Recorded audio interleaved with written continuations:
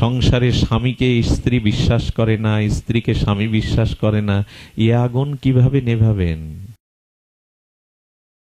ন মাং দুষ্কৃত তিন মৌরা প্রপদ্যতে নরাধমম মায়ায়া অপহৃত জ্ঞানা আসরিং ভাব আশ্রিতম। 27 কল্প যার পরমায়ু, সেই পরমজ্ঞ ব্রহ্মনিষ্ঠ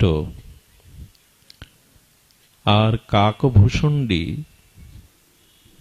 তিনি ভক্তরাজ গরুর মহাশয়কে বলেছিলেন, মানুষের জীবনে এই অনন্তকালের যে দুঃখ দুর্দশা, যে ত্রিতাপ দগ্ধিত যন্ত্রণা, এর মূল কারণ ভগবৎ ভজন না করা,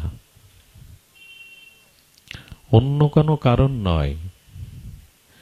ভগবানের ভজন না করাই হলো সর্বদুঃখের, সর্ব অকল্যাণের, জন্ম মৃত্যু এই চক্র পরিভ্রমণের একমাত্র কারণ ভগবৎ ভজন না করা। ভগবৎ ভজন না করলে বড় প্রত্যাব্যয় হয়।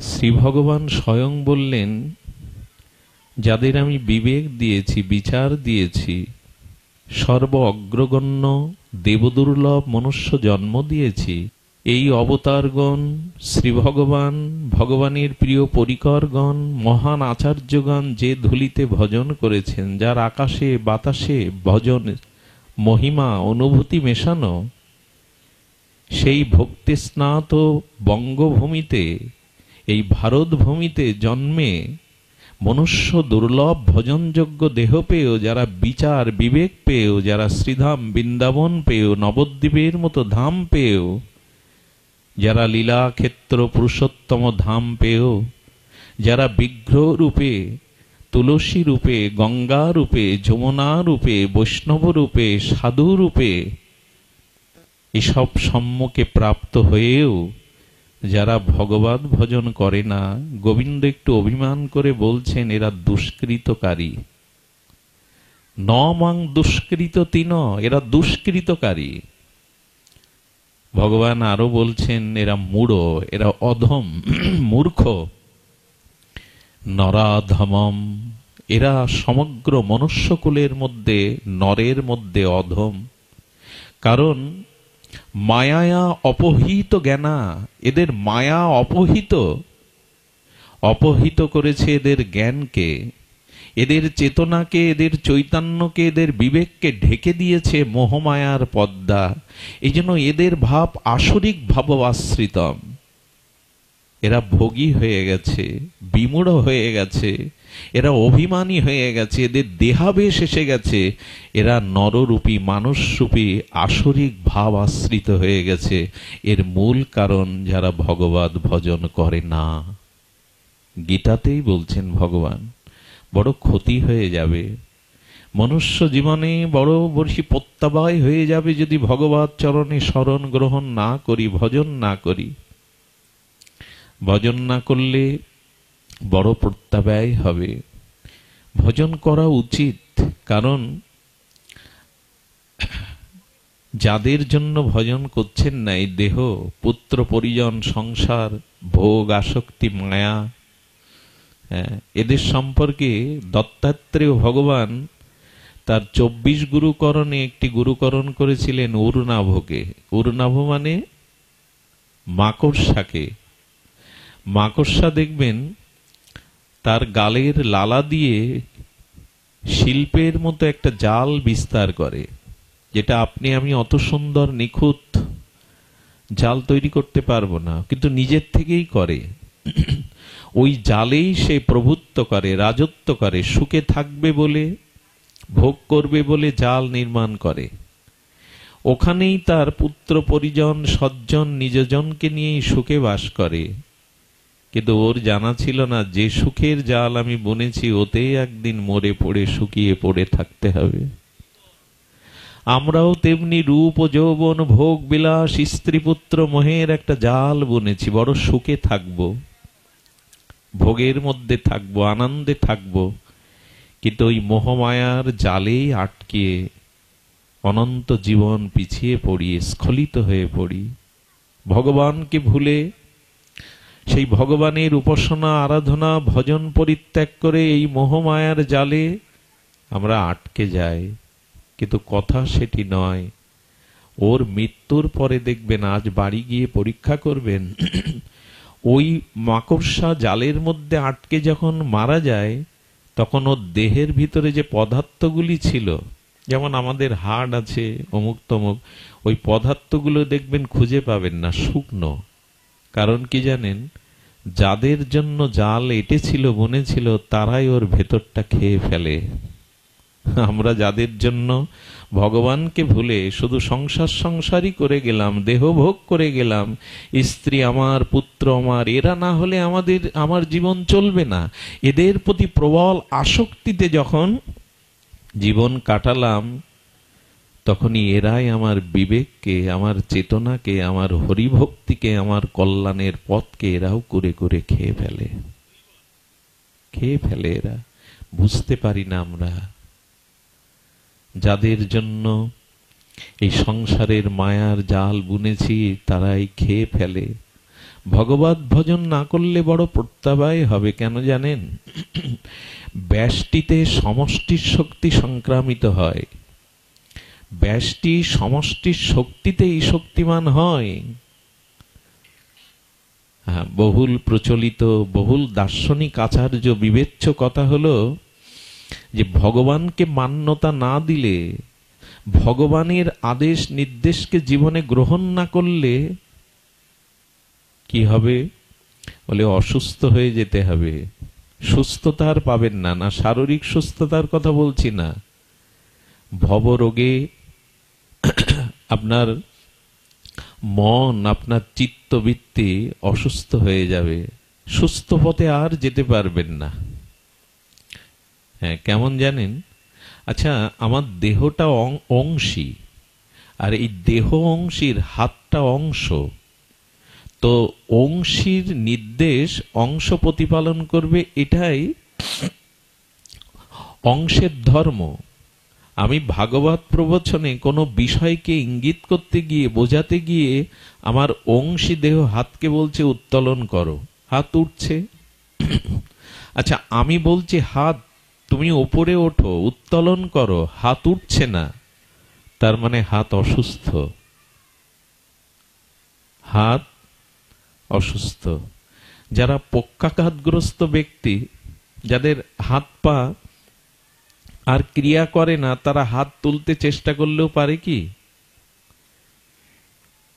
অংশীর কথা অংশ শুনছে না মানে কি? মানে অংশ অসুস্থ। আমরা ঈশ্বরেরই তো অংশ, তার কাছ থেকেই তো এসেছি। দেহটা রক্ত মাংসের রোজবীর্য দিয়ে পিতামাতা দিয়েছে, কিন্তু আত্মা পিতামাতা দেয়নি। আর আত্মাই দেহকে ধরে রেখেছে, দেহ আত্মাকে ধরে রাখেনি। এই জন্য ঈশ্বর অংশী, আমি অংশ। তা যখন দেহ অংশীর অংশস্বরূপ হাত আমার কথা শুনছে না, উঠছে না, তার মানে হাত অসুস্থ।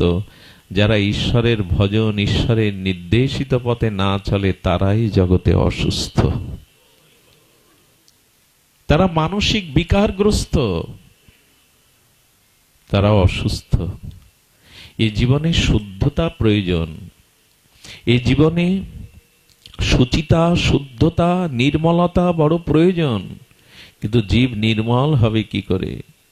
এই জন্য ভগবান বলছেন আমার সাথে যুক্ত হও, না হলে শুদ্ধতা আসবে না। যে নদী সাগরের সাথে যুক্ত নয়, সে তো মরা নদী, স্রোতহীনা, তরঙ্গহীনা, মৃত নদী। ভগবানের সাথে যার যোগ নেই, সে তো একরকম মরাই। ভজন যার নেই, আত্মবিবেক যার নেই, আত্মজ্ঞান যার নেই, তিনি নিঃশ্বাস প্রশ্বাস নিলে কি হবে? তিনি মৃত। ভজনহীন জীবন, নিঃশ্বাস প্রশ্বাস ক্রিয়া প্রতিক্রিয়া চললেও, রবটও তো চলে, রবট তৈরি করে বিজ্ঞানীরা এখন, প্রযুক্তিবিদ্যা, কিন্তু তার প্রাণ নেই, আত্মা নেই, যন্ত্রচালিত রোবট। তো মানুষ কাজ করলে, ক্রিয়া করলে, চলাফেরা করলেই কি, নিঃশ্বাস প্রশ্বাস নিয়েই, খাওয়া দাওয়া, ঘর বাড়ি, সুখ স্বাচ্ছন্দ্যে থাকলেই কি বেঁচে আছে? বলে যাদের ভগবত ভজন নেই তারা একরকম মৃত, তারা মৃত। এই জন্য বড় প্রয়োজন ভগবত ভজন পরায়ণ হওয়া। এই ভজন না হলে আমাদের জীবনে শুদ্ধতা আসবে না। এই জন্য সর্বোপরি ভগবত ভজনটা শুরু হয় কবে জানেন? আমাদের জীবনে ভগবত ভজন শুরু হওয়ার শুভক্ষণ, সেই মহামাহেন্দ্রক্ষণ আসে যখন আপনার আমার জীবনে শ্রী গুরু কৃপা শুরু হয়, শ্রী গুরু চরণ আশ্রয় হয়। এছাড়া ভজন শুরু হয় না। শাস্ত্র বলেছেন শ্রীগুরু হল ভবরোগ নিবারক। এই পুনঃ পুনঃ মাতৃজঠরে জন্ম মৃত্যু, এই জগতে আসা যে মহারোগ, ভব মানে সংসার, রোগ মানে আসা যাওয়া, জন্ম মৃত্যু চক্রে পুনঃ পুনঃ আসা যাওয়া, এই ভবরোগ ব্যাধি একমাত্র শ্রীগুরু চরণ আশ্রয় করলেই যায় এই রোগ। এখানে আপনাদের কেন সারা বাংলাদেশের মধ্যে অন্যতম একজন ডাক্তারবাবু আসেন, সশ্রদ্ধ ভগবত প্রেমী, উনি মাটিতে বসেই পুরো পাঠ শোনেন, নাম নাই নিলাম। ওনারা দেহের রোগ ভালো করতে পারে, কত সুনাম। কিন্তু না, আমাদের এই ভবরোগ কিন্তু কোন জগতের ডাক্তার মিটাতে, এই যে পুনঃ পুনঃ জন্ম মৃত্যু চক্রের যে রোগ, এই রোগ শ্রীগুরু বৈষ্ণব সাধু ছাড়া মিটাতে পারবে না। এই জন্য শ্রীগুরু হলো ভবরোগ নিবারক, ভবরোগ নিবারক। সেই গুরুচরণ আশ্রয় আমাদের একান্ত প্রয়োজন। সময় কিন্তু চলে যাচ্ছে, স্রোত কিন্তু দেখুন সময় এত দ্রুত বয়ে যাচ্ছে। আজকে যে নদীতে, যে ঘাটে আপনি স্নান করলেন, আগামীকাল যদি স্নান করেন, আপনি সেই নদীতে স্নান করেননি, সেই জলে স্নান মনে হচ্ছে একই ঘাট, একই তরঙ্গ, একই জল, কিন্তু সেই জল বয়ে গেছে, অনেক দূর চলে গেছে, নূতন কোন জলে আজ স্নান করেছেন। মনে হচ্ছে একই নদী, একই ঘাট, একই জল, বয়ে গেছে। প্রতিটা ক্ষণ, প্রতিটা মুহূর্ত চলে যাচ্ছে, জীবন থেকে হারিয়ে যাচ্ছে। সূর্য উদয় থেকে অস্ত আমাদের আয়ু কেটে যাচ্ছে, কাল আমাদের এক একটা দিন সংকীর্ণ হয়ে আসছে।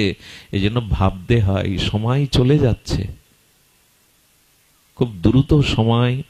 এই জগৎটা তো ঘুরছে, প্রচন্ড বেগে ঘুরছে, আমরা সবাই ঘুরছি এখানে বসে, বুঝতে পারছি না। তেমন আমাদেরও সময় ক্ষীণ হয়ে আসছে, জীবনের আয়ু সূর্য অস্তমিত হতে যাচ্ছে। এই জন্য জাগো, ওঠো, উত্তিষ্ঠিত জাগ্রত প্রাপ্য বরানন নিবেদত। ওঠো, জাগো, এবার লক্ষ্যে পৌঁছানোর প্রস্তুতি নাও।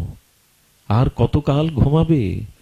জীব জাগো, জীব জাগো বলে গোরা চাঁদ ডাকে। ভগবান ডেকে ফিরেছেন কখনো মুরলীর ধ্বনিতে, কখনো উদ্যত্ত হরিনামের ধ্বনিতে, কখনো গীতা ভাগবতের মহাবাণীতে, কখনো উপনিষদের ব্রহ্মসূত্রে ঋষিরা গেয়ে উঠেছেন, ওঠো এবার জাগো, আর বিষয় ঘুমিও না। কিন্তু সেই আহ্বান, সেই ডাক আমাদের কর্ণে পৌঁছায়নি। কর্ণে পৌঁছাবে কি করে? শ্রীগুরু কৃপা না হলে, সাধু বৈষ্ণবের কৃপা না হলে ডাক কানে আসবে না, কোনোদিনই আসবে না। আমরা একমাত্র ঘুমিয়ে আছি। তো এই জন্য আমরা যারা গৃহী, সংসারী, তাদের জন্য মহাপ্রভুর ক্রিয়া করুণা কম নয়। মহাপ্রভু সত্যরাজ খান বসু রামানন্দকে বলেছিলেন, গৃহে থাকো, গৃহে থেকে কাজ নেই, সংসারে থাকো, গারস্থ ধর্ম পালন করো। তবে মহাপ্রভু এই গারস্থ গৃহী জীবদের জন্য বসু রামানন্দ সত্যরাজ খানের জন্য একটা নির্দেশ দিয়েছিলেন। একটু ধ্যান দিয়ে শুনুন। আমাদের করণীয় কি? আমরা যারা গৃহী, আমাদের ব্যবসা, চাকরি, আয়, উন্নতি, পরিবার পরিজন, দুঃখ কষ্টের সাথে দিনরাত যুদ্ধ করতে হয়। আমরা সংসারে পড়ে ভগবানকে কি করে পাবো, এ সমাধান, এর সদুত্তর, এর মীমাংসা মহাপ্রভু দিয়ে গেছেন। কি দিয়ে গেছেন? গৃহস্থ বিষয়ে আমি কি মোর সাধনে। সত্যরাজ খান বসু রামানন্দ জিজ্ঞাসা করছেন মহাপ্রভুর চরণে, যে গৃহস্থ বিষয়ে আমি কি মোর সাধনে, শ্রীমুখে আজ্ঞা করো প্রভু নিবেদি চরণে। মহাপ্রভুর কাছে পুরীধামে সত্যরাজ খান বসু রামানন্দ আমাদের প্রতিনিধি হয়ে জিজ্ঞাসা করছেন, প্রভু আমি গৃহী, আমি বিষয়ী, তোমার শ্রীমুখে আজ্ঞা করো প্রভু, তোমার চরণে এই নিবেদন আজ্ঞা করো কি করণীয়। প্রভু কহে কৃষ্ণ সেবা বৈষ্ণব সেবন। কে বলছেন কথা? শ্রীকৃষ্ণ চৈতন্য পরতত্ত্ব মহাপ্রভু আজ্ঞা দিচ্ছেন গৃহীদের কি কর্ম, গৃহীদের করণীয় কি। বলছেন প্রভু কহে কৃষ্ণ সেবা বৈষ্ণব সেবন, নিরন্তর করো কৃষ্ণ নাম সংকীর্তন। প্রভু মুখের আজ্ঞা। কেউ কেউ মনে করবে আচ্ছা মহাপ্রভু আমাদের গৃহীদের জন্য কি উপদেশ দিয়ে গেল। এই দেখুন তিনটি উপদেশ এখানে লক্ষ্য করার মতো। কি বললেন? প্রভু কহে কৃষ্ণ সেবা। আমাদের সংসারটাকে মন্দির করা যায়, সংসারটাকে শ্রীমন্দির করা যায়, গৃহটাকে আশ্রম করা যায়। মহাপ্রভুর ভক্তগণের মধ্যে ত্যাগ বৈরাগ্যে ন্যাসী সন্ন্যাসী হাতে গোনা মাত্র কয়জন? হাতের কড় গুনে বলে দিতে পারবেন এই কয়জন মহাপ্রভুর লীলা বা তার লীলাতে, তার প্রকট লীলাতে কয়েকজন মাত্র হাতে গোনা ত্যাগী। কিন্তু মহাপ্রভুর প্রায় ভক্তরা সব গৃহী। অদ্বৈত আচার্য, নিত্যানন্দ প্রভু, শ্রীবাস পণ্ডিত সবই তো গৃহী। মুকুন্দ কবিরাজ সহ, সেন সেবানন্দ সহ সকলেই, প্রায় সকলেই, সর গোস্বামী, স্বরূপ দামোদর, রায় রামানন্দ, হাতে গোনা কয়েকজন কেবল ত্যাগী ন্যাসী সন্ন্যাসী, কিন্তু সবই তো গৃহী।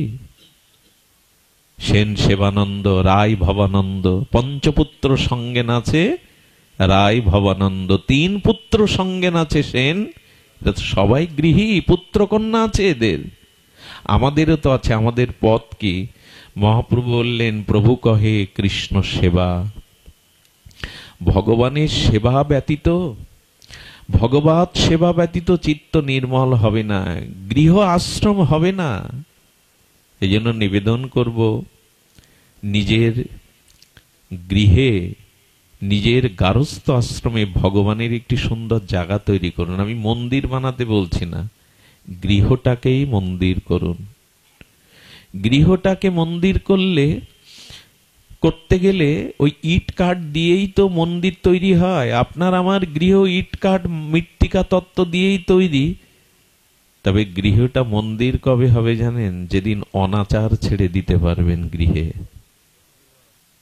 আচ্ছা আমরা যে রাজমিস্ত্রির দ্বারা একেবারে পাথর কংকর প্লেট বসিয়ে মন্দির করি, ওই মন্দিরে কাউকে বিড়ি টানতে দেখেছেন? গোবিন্দ মন্দিরে কেউ উঠে বিড়ি টানে? গৃহে যদি এই নেশা না হয়, এটাও মন্দির। মন্দিরে কোনো অখাদ্য যদি না তোলে কি কেউ? শ্রীমন্দিরে, প্রভু সুন্দরের মন্দিরে, গোবিন্দ মন্দিরে কেউ অখাদ্য তোলে কি? নিষিদ্ধ খাদ্য তোলে কি? গৃহটাকেই মন্দির করো, গোবিন্দকে সেবা দিয়ে প্রসাদ পাও, স্থানটা পবিত্র রাখো। অনেক ঘরে ঠাকুর আছে, সে ঘরে মানুষ জুতো পায়ে দিয়ে চলাচল করে। এগুলো অভিশাপ নিতে হবে। মর্যাদা লঙ্ঘন করলে অভিশাপ নিতে হবে। গৃহটাই জ্বলবে। আরে এক গোপীর ঘরে ননীচোর, বৃন্দাবনের মনোচোর আর নবনীত চৌরম শ্রী গোপাল চুরি করতে গেছে। গোপীমারা ঘর থেকে ননী মাখন সব সরিয়ে রেখেছে ভাণ্ড। গোবিন্দ পেল না, বোকা বেনে যাবে, ওরা আনন্দ পাবে। গোবিন্দ যাচ্ছে আর গোপীরা গোবিন্দকে আনন্দ দেওয়ার জন্য বলছে চোর যায়, চোর যায়, চুরি করতে এসেছিল কিছু পায়নি ঘরে, চোর ফিরে যায়। গোপাল পেছনে ফিরে তর্জনী গর্জন করে বললেন, আমার জন্য যে ঘরে কোনো উপচার সেবা থাকে না, আমাকে যে সেবা না দেয়, এরাই চোর। তোমরা এক একটা চোর, আমি চোর না। যে ঘরে আমার কোনো উপচার নেই, যে ঘরে আমার সেবার ব্যবস্থা নেই, আমাকে না দিয়ে যারা পায় তারাই চোর। গোপীমাদের বলছেন আমি আবার আসব। আমার জন্য যদি ঘরে কিছু সুরক্ষিত না রাখো, আয়োজন না রাখো, ঘরে আমি আগুন জ্বালিয়ে দেব। নন্দের বেটা তুমি ঘরে আগুন দেবে, বলো বাইরের আগুন না। আরে বাইরের আগুনে পুড়ে গেলে তো আবার ঘর বাঁধতে পারবে। আমি অশান্তির আগুনে তোমাদের সংসার আর ওই ঘরে যারা আছে তাদের জ্বালাবো। আজকে জ্বলছেও সংসার। ছেলেকে বিশ্ববিদ্যালয়ে পাঠিয়ে আপনি শান্তিতে নেই, ড্রাগ আসক্ত হলো না তো, অসৎসঙ্গে জড়িয়ে গেল না তো, বিশ্ববিদ্যালয়ে পাঠিয়েও ঘুম নেই পিতামাতার। সংসারে স্বামীকে স্ত্রী বিশ্বাস করে না, স্ত্রীকে স্বামী বিশ্বাস করে না, এ আগুন কিভাবে নেভাবেন? গোবিন্দ বললেন, যে ঘরে আমার উপচার নেই, আমার সেবা নেই, সে ঘরে আমি আগুন জ্বালাবো, ঘর সহ ঘরের মানুষগুলো পুড়ে মরবে। পুড়ছি তো আমরা। এজন্য সংসারে অনাচার ত্যাগ করা উচিত, পারস্পরিক সম্প্রীতি, বিশ্বাস, শ্রদ্ধা থাকা উচিত। তবে এটা মুখে বললে, আসরে বললে হবে না। যে বাড়িতে সকাল সন্ধ্যা ভগবানের প্রার্থনা কীর্তন হয়, একে অপরকে প্রণাম করে, সে বাড়িতে তো এই শান্তি বজায় থাকবে। কটা ঘরে হয় বলুন তো প্রভাতে সন্ধ্যাবেলায় বউ ছেলে মেয়ে নিজজন পরিজনদের নিয়ে একটু ভগবানের নাম হবে, বড়দের ছোটরা প্রণাম করবে। শুধু মঞ্চেই যজ্ঞ হয়, ৭২ প্রহার ৫৬ প্রহার, ঘরে হরি নাম হয় না। এই জন্য মহাপ্রভু বলে, অনাচার ছাড়ো, গৃহটাকেই মন্দির করো। না করতে পারলে শান্তি আসবে না। আমি গত কয়েকদিন আগে মনে ঘটনাটি বলেছিলাম। প্রভাতে উঠে কাল থেকে শুরু করে দিন ৪টে নিষেধাত্মক কাজ আর ৪টি বিধি কাজ। যদিও একই কথা বারবার আসে, তবু যদি কারো কাজে লাগে নতুন করে, সকালে উঠে ৪টে জিনিস কোনোদিন করবেন না। ওই গৃহে আগুন জ্বলবে অশান্তির, আপনি ডেকে আনবেন নরককে ঘরে। এটা ভাগবতীয় কথা, মন গড়া কল্পিত কোনো সিদ্ধান্ত নয়। সকালে উঠে কেউ দর্পণ বা আয়না দেখবেন না উঠেই। এতে আপনার ঘরে অভাব চলে আসবেই। সকালে উঠে দর্পণের সামনে নিজের মুখ নিয়ে যাবেন না। যদি পারেন ঘুম ভাঙার সাথে সাথে ওই গৃহ মাঝে যুগলের কোনো মহাপ্রভুর কোনো ইষ্টদেবের কোনো ছবির দিকে, বিগ্রহের দিকে দৃষ্টিটা দিয়ে চোখ খুলবেন। দ্বিতীয়ত, বিছানায় নিদ্রাভঙ্গের পরে পৃথিবীর সব থেকে শ্রেষ্ঠতম সময় সূর্য ওঠার ১.৫ ঘন্টা আগে, সূর্য ওঠার ১ ঘন্টা পরে। এই সময়টা আপনি যাবতীয় যা কাজ করবেন তা খুব সুখময় হবে। বলে ভোরের ঘুমটা যে খুব সুখময়, বলে ওই সময়টা সুখময় বলে ঘুমটা সুখময় হয়। ওই সময় যা করবেন তার একটা প্রতিফলন ক্রিয়া করবে। দ্বিতীয় কাজ হলো, ঘুম বা নিদ্রাভঙ্গের পরে বিছানায় কিছু খাবেন না। এখন আর এ কথা, আমরা কত উন্নত যুগে পৌঁছেছি। সকালবেলা উঠে চা বিছানায় বসে, এগুলো সব অমঙ্গলের, অনাচারের কারণ। চা খেতে পারেন, আপনি উঠুন, হাত পা প্রক্ষালন করুন, শুচি শুদ্ধতার পরে মুখে কিছু দিন, বিছানায় বসে দিবেন না। এই বিছানাতে আহার করাটা দরিদ্র এবং অভাবকে সংসারে ডেকে আনা। তৃতীয় কাজ, প্রভাতে যদি ঘুম ভেঙে যায় তখন শারীরিক কাম কামনা কোনোদিন পূর্ণ করবেন না, এতে অভিশাপ নিতে হবে। চতুর্থটা হলো, সকালবেলা বিছানার থেকে ঘুম ভঙ্গের পরে দয়া করে প্রথম কথা যার সাথে বলবেন, রুষ্ট দৃষ্টি দিয়ে বা ঝগড়া মনোভাব নিয়ে প্রথম কথাটা কারোর সাথে বলবেন না। একটু হেসে মধুময় করে কথাটা বলবেন। সকালবেলা উঠেই বিছানার কারণে, কোনো কারণে আপনি উত্তেজিত হয়ে বাদিয়ে দিলেন। ৪টি জিনিস নিষেধ, এটা করবে। ৪টি জিনিস বিধি আছে, এটা করলে আপনার সুমঙ্গল, সৌভাগ্য ঘরে দেখা দেবে। ঘুম ভাঙ্গার সাথে সাথে শাস্ত্রে বলেছে নিজের হাত দেখো। জ্যোতিষী হতে বলছেন, জ্যোতিষী হতে বলছেন না। এটা সুন্দর তত্ত্ব আছে। হাতের অগ্রভাগ দেখতে হবে, অঙ্গুলির অগ্রভাগ। এখানে অগ্রভাগ দেখে সংস্কৃতি দরকার নেই। হ্যাঁ, বলেছে কর অগ্রে বসতি লক্ষ্মী, এখানে লক্ষ্মী বসে আছে। আর কর মধ্যস্থিত সরস্বতী, এখানে আছে জ্ঞান। আর স্কন্দ, যেটা হাতের মূল গোড়া, এখানে শ্রী গোবিন্দকে দেখবেন। এভাবে কাল থেকে শুরু করুন, অনুভব করুন। এখানে শাস্ত্রে বলেছে লক্ষ্মী মানে কর্ম ঐশ্বর্য, সরস্বতী মানে জ্ঞান। আমার জ্ঞান কর্ম সারাদিন গোবিন্দ তোমাতে সমর্পণ করলাম। দ্বিতীয়ত, আপনি ঘুম থেকে উঠে মাটিতে বসুন্ধরায় মৃত্তিকায় আপনার পদবিন্যাসের আগে ধরিত্রী দেবী অর্থাৎ ভগবানের স্ত্রী, আমাদের মাতা ভূদেবী, ভগবানের দুই স্ত্রী, নারায়ণের শ্রীদেবী, ভূদেবী, এই ভূদেবী মাতা রূপে, বসুমাতা রূপে আমাদের ধারণ করে আছে। তাই মায়ের বুকে পা দেওয়ার আগে বসুমাতাকে প্রণাম করে মাটিতে পা দিয়েন। আপনার প্রথম পদবিন্যাসটা বসুমাতাকে স্মরণ করে দিবেন। তৃতীয় কাজ হলো ঘুম থেকে উঠেই যদি বৃদ্ধ পিতামাতা গুরুবর্গ গৃহে থাকে তাদের চরণে গিয়ে প্রণাম করে আশীর্বাদ প্রার্থনা করবেন।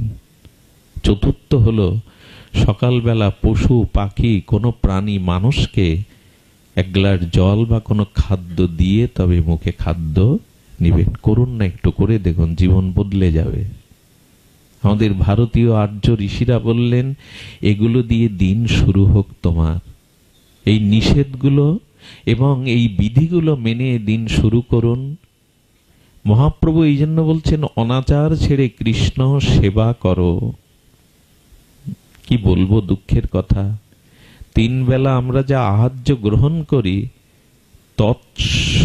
তৎস্বরূপ বা তৎসম ভগবানকে দিয়ে পেতে হয়, নাহলে প্রত্যাব্যয় হয়। কত দুঃখের বিষয়, ব্যাগ ভর্তি করে নিজেদের চর্বচেষ্য লেজ্জ পেয়ে বাজার করি, অথচ গোবিন্দের কোনো আয়োজন, কোনোদিন ফল থাকে না, কোনোদিন মিশ্রি থাকে না। ভগবানকে শুধু মুখে মানলে হবে? আচ্ছা, ভালোবাসার দুটো লক্ষণ, আপনি যে কাউকে ভালোবাসেন দুটো লক্ষণে বোঝা যাবে। এই দুটো লক্ষণই প্রমাণ করবে যে আপনি কাউকে ভালোবাসেন। ভালোবাসার দুটো লক্ষণ, এক হলো তার কথা সর্বদা মনে পড়বে, আপনার তার কথা মনে পড়বে। শিশু যেমন ঘুম ভাঙার পরে মাকে খুঁজে বেড়ায়, ওর মনে পড়ে যায় মায়ের কথা, স্নেহবৎসল স্নেহবতী মায়ের কথা, তেমনি ভালোবাসার লক্ষণ হলো ভালোবাসার মানুষের কথা মনে পড়ে সর্বদা। দ্বিতীয় লক্ষণ হলো যে যাকে ভালোবাসে তাকে হাতে করে সেবা করতে খুব স্বাদ হয়। দেখবেন যে যাকে ভালোবাসে তার মনে একটা অভিলাষ থাকে কবে হাতে করে তাকে একটু, তো ভগবানের সেবা আজকাল অনেকেই মন্দির করে, বাড়ি করে টাকা দিয়ে লোক রেখে দেয়। আমার তো সময় নেই। ভগবত সেবা কখনো অন্যদের দিয়ে যদি সময় নিতান্তই না পান করবেন, কিন্তু প্রতিদিন একবার করে যাবেন, একটা করে তুলসী একটু প্রণাম 2 মিনিট করে আসবেন, তবু যেতে হবে। উদ্ধব সুদামা যেদিন দ্বারকায় গেল, দ্বারকাধীশ গোবিন্দ সুদামার চরণ জল করে দিয়েছিলেন নিজে। ভিখারি, হ্যাঁ ভিখারির মতোই তো, কাপড় ছেঁড়া, জোড়াতালি দেওয়া ধুতিটা, পায়ে পাদুকা নেই। সুদামার চরণ জল গোবিন্দ নিজে করে মাথায় চরণ জল নিয়েছিলেন, পান করেছিলেন। তোমার সখা, তোমার বন্ধুর চরণ জল করছো কেন? বলে না, গৃহে যে এসেছে সুদামা পরম ভক্ত, শুধু বন্ধু নয়, আমি ভক্তের চরণ জল করছি। এই জন্য শাস্ত্রে কি বলেছে যে মহাপ্রভু বলছেন প্রভু কহে কৃষ্ণ সেবা। অবশ্যই আপনাকে একটু, যত ব্যস্ত থাকেন, চাকরি বাকরি বাণিজ্য যাই করেন, সকালে স্নান করে একটা ফুল তো গোবিন্দ চরণে দিয়ে প্রণাম করতে পারেন। এইটুকু তো তার সামনে যেতে পারেন। সব ভুলে গেছে। আমি সকল কাজের পাই হে সময়, তোমারে ডাকিতে পাইনি। আমি চাহি দ্বারা সুত সুখ সম্মিলন, তব সঙ্গ সুখ চাইনি। আমি কার তরে দেই আপনা বিলায়ে, ও পদ তলে তো বিকাইনে। আমি কত কি যে খাই ভস্য আর ছাই, তব প্রেমামৃত খাইনে। আমি কত গান গাই মনের হরষে, তোমার মহিমা গাইনে। আমি বাহিরের দুটো আখি মেলে চাই, জ্ঞান আখি মেলে চাইনে। আমি কার তরে দেই আপনা বিলায়ে, ও পদ তলে তো বিকাইনে। আমি কতই যে করি পর্যটন, তোমার চরণ চাই না। কবির অনুভব হলো আমি সকল কাজের সময় পাই, শুধু তোমাকে ডাকতে সময় পাই না। এই যেন আমাদের জীবনে না হয়। এই যেন আমাদের জীবনে একটু সময় ব্যয় করুন ভগবানের জন্য। তার কাছে যান, কৃষ্ণ সেবা। পরেরটা কি বললেন? বৈষ্ণব সেবন। দেখুন, কৃষ্ণ সেবা সহজ না, অনেক সদাচারের ব্যাপার, সময়ের ব্যাপার। প্রভুকে বলল, প্রভু যদি কৃষ্ণ সেবা যথাযথ না করতে পারি তাহলে একটু ফুল জল দিয়ে প্রণাম করো, এই ধূপদীপ জ্বালে একটু প্রণাম করো, কিন্তু তোমাকে অবশ্যই বৈষ্ণব সেবা করতেই হবে যদি গৃহী হও। গৃহীর প্রধান কাজ কৃষ্ণ সেবার থেকে বড় বৈষ্ণব সেবা। এটা এখন হারিয়ে গেছে। যে গৃহে সাধুর চরণ ধুলি পড়ে না, যে গৃহে বৈষ্ণবের পদার্পণ হয় না, তাকে গৃহ তার শ্মশান ভূমি। খুব মনে পড়ে বৈষ্ণবকে কিভাবে সমাদর করতে হয়। কৃষ্ণ যেদিন সুদামাকে বিদায় দিচ্ছে না, বড় মার্মিক কথা, একটু হৃদয় দিয়ে শুনুন। কৃষ্ণ যখন সুদামাকে বিদায় দিচ্ছে, তখন সুদামা নগ্ন পায়ে এসেছিল, খালি পায়ে যাচ্ছে। হঠাৎ ভাগবতোত্তম জ্ঞানবরিষ্ঠ উদ্ধব এসে বলছেন, বাসুদেব ভগবান, তোমার সখা সুদামা তোমার দুয়ারে এলো, এক জোড়া পাদুকা দিতে পারোনি ওকে? বন্ধুকে এই কত দীর্ঘ পথ, এই নগ্ন পায়ে কত কণ্টকা কিরীণ হবে, কত কাকর ফুটবে, তপ্ত বালিতে পা দেবে, তুমি একটা পাদুকা দিতে পারলে না? আচ্ছা বাসুদেব, তুমি তো অনেকগুলো রথ, তুমি দ্বারকাধীশ, তুমি তো একটা রথে করে তোমার সুদামা বন্ধুকে পাঠাতে পারতে, সে হেঁটে যাচ্ছে কেন? প্রশ্নটা তো যথার্থই যথার্থ আছে, প্রশ্নটার মধ্যে যুক্তি আছে। কৃষ্ণ উদ্ধবের সামনে চোখে জল এনে যে কথা বলেছিলেন, তা বৈষ্ণব সেবার, মহৎ সেবার, ভক্ত সেবার বড় দৃষ্টান্ত। উদ্ধব, আমি সারা রাত ভেবেছিলাম আমার সখাকে আমি রথে চড়িয়ে পায়ে দুটো পাদুকা পরিয়ে পাঠাবো, কিন্তু সিদ্ধান্ত আমি বদল করেছি। কেন জানো উদ্ধব? আমি দ্বারকাধীশ, আমি দ্বারকায় থাকি, কিন্তু এই দ্বারকার মাটি পবিত্র হবে না যদি সুদামার মতো ভক্তের পায়ের ধুলো দ্বারকায় না পড়ে। আমি পাদুকা দেয়নি এই জন্য যে আমার দ্বারকার মাটিও পবিত্র হবে, সুদামার মতো ভক্তের চরণ ধুলি যদি এই মাটিতে পড়ে। আহা, স্বয়ং অখণ্ড পরতত্ত্ব গোবিন্দ বলছেন, সুদামার পায়ের ধুলি পড়লে আমার দ্বারকা ধন্য হবে। আচ্ছা, তুমি একটা রথে করে তো পাঠাতে পারতে তোমার সখাকে, কেন রথে পাঠালে না? কি বলছে শুনুন। কৃষ্ণ বলছে, সুদামাকে আমি রথে চড়িয়ে পাঠাতে পারতাম, কিন্তু উদ্ধব দেখো, এই নয়নের সার্থকতা কিসে জানো? আহা, গোবিন্দ বলছেন, আমরা যে নয়ন পেয়েছি, চোখ পেয়েছি, আঁখি পেয়েছি, এর সার্থকতা কি জানো? আমি যদি আমার প্রাণ সখা সুদামাকে রথে চড়াতাম, তাহলে পলকের মধ্যে, মুহূর্তের মধ্যে রথ আমার চোখের আড়াল হয়ে যেত। আমি রথে দেইনি কেন জানো? এ চোখের সার্থকতা যতক্ষণ ভক্ত দর্শন করা যায়, ভক্তের দিকে দৃষ্টি যায়। এই বৃহত্তর ফরিদপুর অঞ্চলটা, এই মাটিটার কিছু গুণ আছে। এই মাটিটা এমন করে গড়া, আলো বাতাস, এখানে অতিথি পরায়ণ। আপনারা বারবার আমি বলি, সারা বাংলাদেশেই বলি, বৃহত্তর ফরিদপুর, সিলেট, এই অঞ্চলগুলো, এরা যেভাবে অতিথি সেবা, বৈষ্ণব পরায়ণ, এটা খুব কম জায়গায় পাওয়া যায়। আপনাদের মাটিতে সে কথা বলছি না, এটা প্রসিদ্ধ কথা। আমরা পারিনি আপনাদের মতো অত বিস্তার, বড় হৃদয় নিতে। এই জন্য মহাপ্রভু বললেন, কৃষ্ণ সেবার থেকে বৈষ্ণব সেবা বড়। যদি কেউ কৃষ্ণ সেবা না করতে পারো, তাহলে বৈষ্ণব সেবা একাধারে আমার এবং ভক্তের সেবা একই সাথে।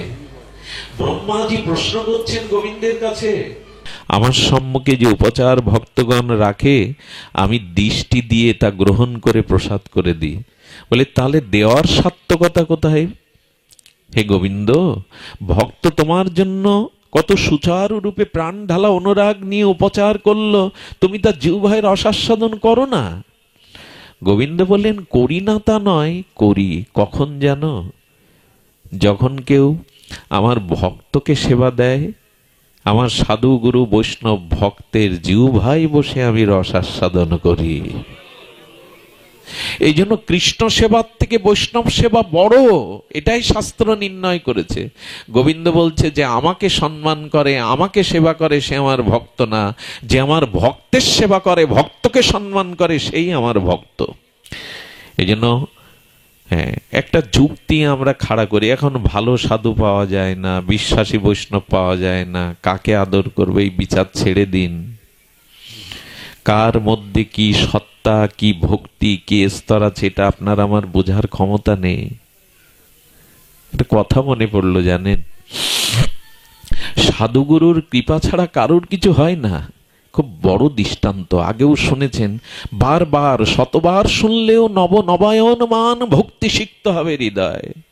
বৃন্দাবনে এক সাধু ঘুরে বেড়াতো, কিন্তু তাকে কেউ সাধু বলতো না। বৃন্দাবনে একজন পরিভ্রমণ করতেন, তাকে কেউ সাধু বলতো না, সন্ন্যাসী বলতো না, অথচ তিনি খুব গভীর একজন সন্ত, সন্ত শিরোমণি ত্যাগী। তাকে কি বলতো জানেন? যশ সাহেব। কি বলতো? যশ সাহেব। একজন নবীন ভক্ত এক বাবাজি মহারাজের কাছে, প্রাজ্ঞের কাছে, প্রাচীনের কাছে, প্রাচীন মূর্তির কাছে প্রশ্ন করছে, ওনার সাধু, সর্বত্যাগী উনি, ওনাকে সাধু না বলে, বাবাজি না বলে সবাই যশ সাহেব বলে কেন? বলে উনি বিহারের পাটনায় এক সময় জেলা জজ ছিলেন। তো জেলা জজ এরকম কাঙাল ছেঁড়া কাপড় পরে গাছতলায় বৃন্দাবনে ঘুরছে কাঙাল হয়ে কেন?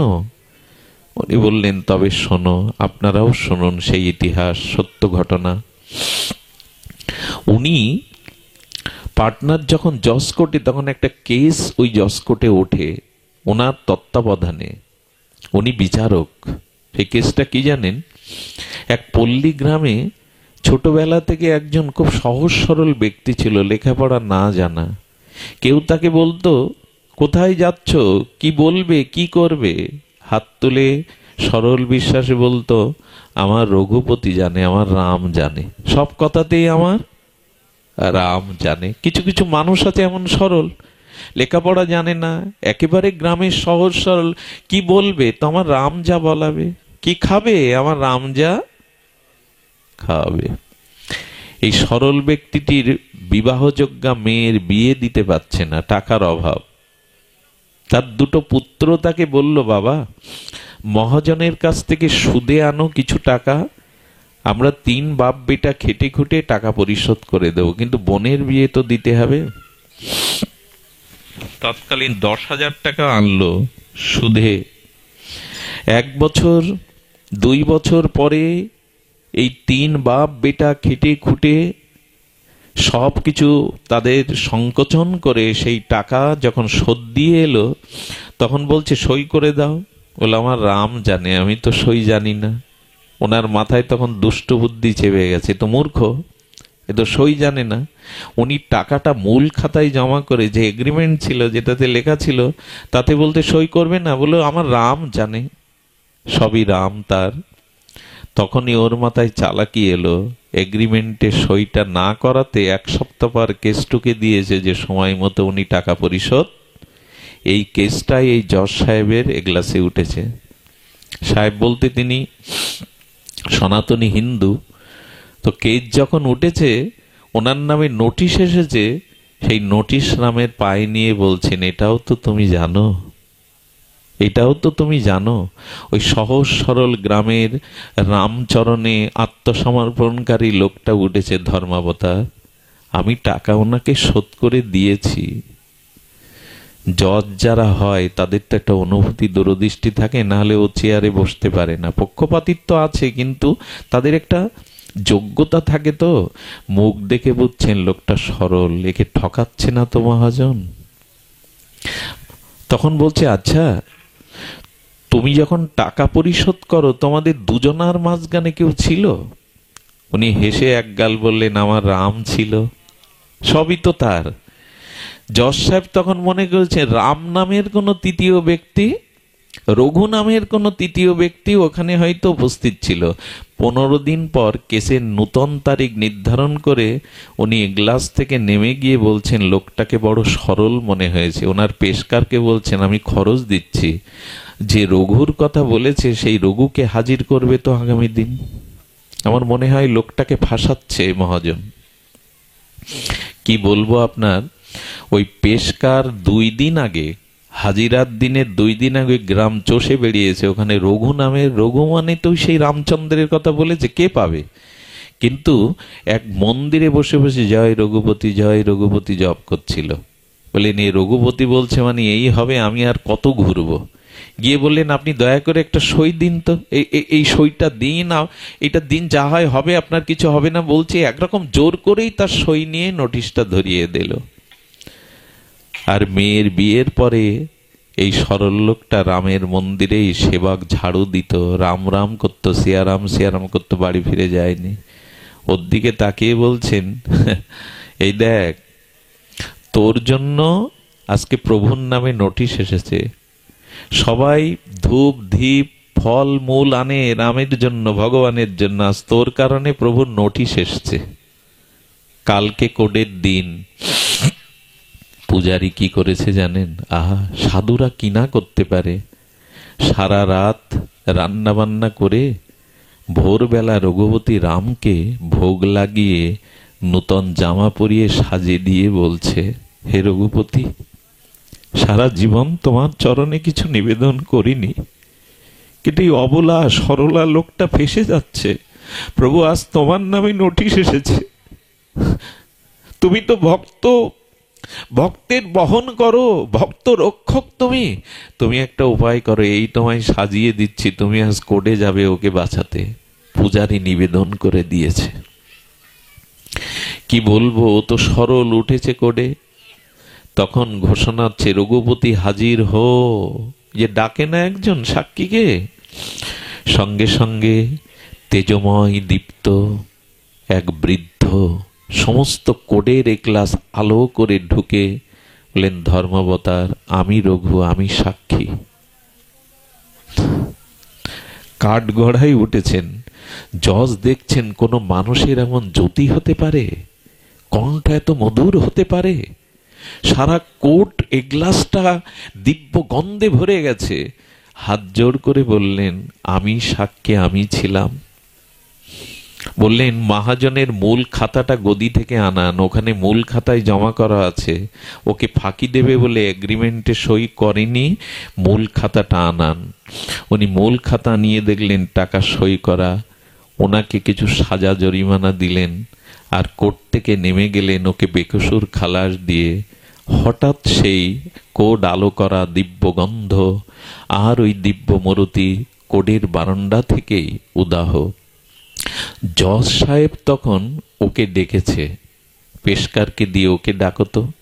ওকে ডেকে বলছে, আচ্ছা, যে রঘু সাক্ষী দিয়ে গেল, ইনি ছিলেন তোমার কাছে, ইনি তোমার সেই সাক্ষী? বলে, না ধর্মাবতার, আমার রঘু তো আমার রামচন্দ্র, হয়তো তিনিই পাঠিয়েছেন, তিনিই পাঠিয়েছেন, আমার রামই হয়তো পাঠিয়েছেন। রাত্রে স্বপ্নেতে রঘুপতি রামচন্দ্র জজকে বললেন, আমার ভক্তের জন্য আমি তোমার কাঠগড়ায় উঠেছিলাম গো। আমার ভক্ত কি চিরকাল আমিই তো রক্ষা করি, আমার ভক্তের তো সমর্পণ আমার উপরে। যেই স্বপ্নেতে রঘুপতি রাজীব লোচন রামচন্দ্রের মর্যাদা পুরুষোত্তমের রূপ দেখেছেন, উনি উঠেই চিৎকার করে কাঁদতে শুরু করলেন। সারা রাত কেঁদে কি বললেন জানেন? আমি অপরাধী, আমি তোমাকে কাঠগড়ায় হাত জোর করে তুলেছি ভগবান, সমস্ত জীবের বিচারক তুমি, আজ তোমাকেই আমি কাঠগড়ায় দাঁড় করিয়েছি। আমি যাকে ডাকলে, যাকে স্মরণ করলে প্রভু সাক্ষী হয়ে কাঠগড়ায় উঠতে পারেন, আমি আজ থেকে জীবনে তারই ভজন করব। সেই দিন থেকে কোর্ট থেকে ইস্তফা দিয়ে বৃন্দাবনে গিয়ে কাঙালের মতো ভজন করছেন উনি। কার কৃপায় হয় এটা? ওই ভক্ত কৃপায়।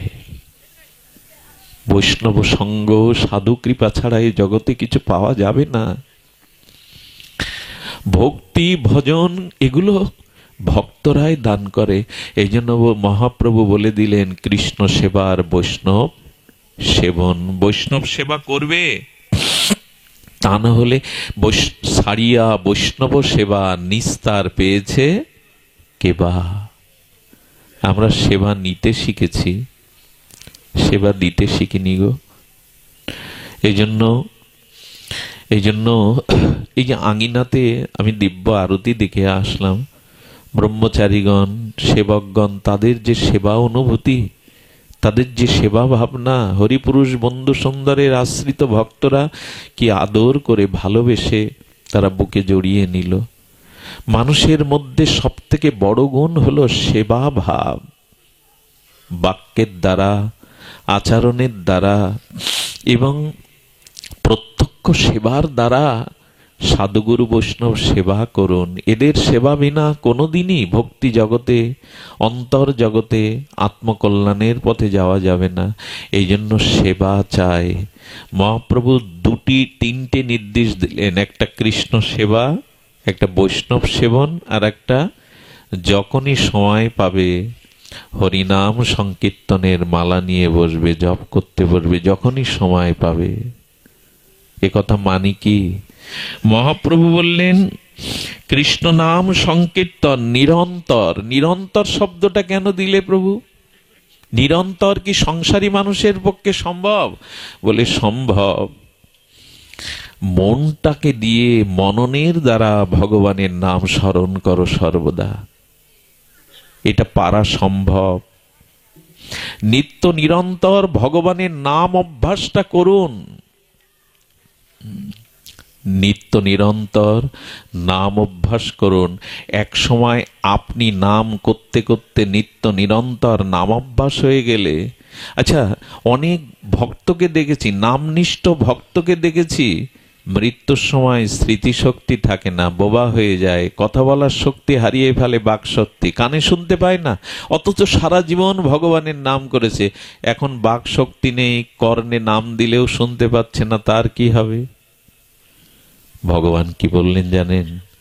নিত্য নিরন্তর যারা আমার নাম আশ্রয় করেছে, মৃত্যুর সময় শারীরিক কারণে, প্রারব্ধের কারণে তাদের যদি স্মৃতিশক্তি, বাকশক্তি না থাকে, তখন আমি তার হৃদয়ে গিয়ে তার হয়ে নামটা করিয়ে নেই, আমি তার হৃদয়ে বসে কর্তব্য করে নেই। তখন দায়িত্বটা আমার। সে সারা জীবন আমাকে নিত্য নিরন্তর স্মরণ করেছে, এখন দায়িত্ব আমার, আমি তার হৃদয়ে গিয়ে তার হয়ে নামটা নিয়ে দেই। এই জন্য অনুরোধ করব, সময় পেলেই মনটাকে হরিনামের তরঙ্গে ভাসিয়ে দিন। নিত্য নিরন্তর খাইতে শুইতে উঠিতে বসিতে যথাতথা নাম লয়। মহাপ্রভু এমন এক বিধান দিয়ে গেলেন, দেখুন এমন নাম দিয়ে গেলেন। এই নাম সম্পর্কে একটা কথা বলা প্রয়োজন, কিছু অপরাধ নেবেন না। শ্রীমান মহাপ্রভুর আবির্ভাবের ৩৫ বছর পূর্বে ১৩৭১ কি ৭২ বঙ্গাব্দে আমাদের এই বঙ্গজননীর কোল আলো করে অবিভক্ত ভারতবর্ষের আজকের যেটা সেদিনের বুড়ন গ্রাম, আজকের যেটা কেড়াগাছি, এই কেড়াগাছিতে এই ঠাকুর হরিদাস আবির্ভূত হয়েছিলেন, গৌর গণমধ্যে সর্ব অগ্রগণ্য। মহাপ্রভুর ৩৫ বছর পূর্বে হরিদাস এসেছিলেন। এই হরিদাসকে আপনারা সকলেই জ্ঞাত, ইনি ব্রহ্ম হরিদাস, অর্থাৎ ব্রহ্মাই হরিদাস রূপে এসেছিলেন। ওনার মধ্যে প্রহ্লাদ মহারাজেরও আবেশ ছিল। এখন হরিদাসকে অগ্রে মহাপ্রভু পাঠালেন কেন? খুব গভীর একটা সিদ্ধান্ত লুকিয়ে আছে, ধ্যান দিয়ে শুনুন। বিশেষত কলিযুগে যারা খুব জ্ঞানী হয় না, যারা খুব শাস্ত্রজ্ঞ হয়, জ্ঞানী হয়, এরা প্রায় জ্ঞান মার্গে চলে যায়, নির্বাণ মার্গে চলে যায়, বেদ মার্গে চলে যায়। আর এই জাতীয় জ্ঞানীরা সবসময় বলে, যারা সহজ সরল, যাদের শাস্ত্র জ্ঞান অনুধ্যান করার মধ্যে মেধা নেই, যারা ভজন সাধন, বেদ পাঠ, হোম যজ্ঞ এসব করতে পারে না, এইসব সহজ সরল মানুষগুলোর জন্যই হরিনাম। এরকম একটা চিন্তা জ্ঞানীরা করে। বোঝা যায় কি কথা? যারা বেদজ্ঞ, যারা নির্বিশেষবাদীর আরাধনা করে, আর এই যুগে মহাপ্রভুর প্রকট কলাকালীন প্রকাশানন্দ সরস্বতীর মতো, যার মধ্যে ব্রহ্মজ্ঞান প্রকাশ হয়, 5,000 শিষ্য যার সামনে থাকে, কাশীর জীবন্ত জ্ঞানমূর্তি প্রকাশানন্দ সরস্বতীপাদ, তিনি পর্যন্ত মহাপ্রভুকে বললেন, এখানে ভাবকেলি চলবে না, এখানে এই নাচো গাও, হ্যাঁ মাটিতে গড়াগড়ি দাও হরিনাম, এই ভাবকেলি বলছেন, এগুলো ভাবকেলি চলবে না। ব্রহ্মজ্ঞ পুরুষ তাও চিনতে পারছে না নাম। বললেন কি ভাবকেলি করে হাসো গাও? শ্রীকৃষ্ণ চৈতন্য, তোমাকে দেখলে শ্রদ্ধা হয়, নারায়ণ সম তোমার তেজ গুণ, কিন্তু তুমি ভাবকেলি করো কেন? নাচো গাও কাঁদো গড়াগড়ি যাও কীর্তন করো কেন? সন্ন্যাসী হয়েছ, আমাদের সম্প্রদায় ভুক্ত হয়েছ, তুমি বেদ পাঠ করবে, শাস্ত্র আলোচনা করবে। জ্ঞানীদের এরকম একটা ধারণা, যারা হরিনাম করে এদের শাস্ত্র জ্ঞান নেই, এরা সাধারণ, এই জন্য এরা হরিনাম করে, এই তো কঠোরতা কিছু নেই। খবরদার, এ কথা চিন্তা করলে নাম প্রভুর চরণে আপনি অপরাধী হয়ে যাবেন। এই প্রকাশানন্দ শেষে কেঁদে বাঁচেনি, মহাপ্রভুর চরণে সব বিসর্জন দিয়ে হরিনাম আশ্রয় করেছিলেন। আর একজন ছিলেন সর্বভারতীয় অন্যতম সার্বভৌম পণ্ডিত, তার পাণ্ডিত্যে সারা ভারতের ভূমি প্রকম্পিত, রাজ পণ্ডিত সার্বভৌম। তিনিও নিমাইকে দেখে বললেন, আরে নিমাই, তুমি অল্প বয়সে সন্ন্যাস নিয়েছ, আসো, সন্ন্যাসীর ধর্ম বেদ পাঠ করা, ব্রহ্মের নির্বাণ আলোচনা করা, এসো আমি তোমাকে বেদ পড়ে শোনাচ্ছি। মহাপ্রভুকে বলছেন, কত বড় অভিমান পাণ্ডিত্যের! বালক মনে করেন। মহাপ্রভুকে 7 দিন বেদ পাঠ করে শোনালেন। মহাপ্রভু হ্যাঁ হো কিছু বলে না। আচ্ছা, কাউকে আপনি কিছু শোনাচ্ছেন তো যদি হ্যাঁ না বলছেন, শ্রীকৃষ্ণ চৈতন্য, আমি যে বেদ পাঠ করছি তো তুমি বুঝতে পারছ, আর বুঝতে না পারলে কোনো জিজ্ঞাসা তো করছো না। বলেন, আপনি হয়তো পাঠ করছেন, কিন্তু আপনার অর্থটা আমার কাছে আস্বাদিত মনে হচ্ছে। এত বড় সাহস তোমার, আমার বেদ পাঠে ভুল ধরছ, তোমার কাছে আচ্ছাদিত মনে হচ্ছে। মহাপ্রভু সেই দিন একটা শ্লোকের 60 রকম ব্যাখ্যা করেছিলেন এবং মহাপ্রভু ষড়ভুজ দর্শন করিয়েছিলেন। ওই রাতেই সমস্ত পাণ্ডিত্য জলাঞ্জলি গিয়ে প্রভাতে মহাপ্রভুর চরণে সার্বভৌম নিবেদন করলেন। বড় ভুল করেছি, তোমায় চিনতে পারিনি, পাণ্ডিত্য দিয়ে তোমায় পাওয়া যায় না, জ্ঞানের দ্বারা কর্মের দ্বারা তুমি বশীভূত নও। এই সার্বভৌম হরিনাম সংকীর্তনে নিজেকে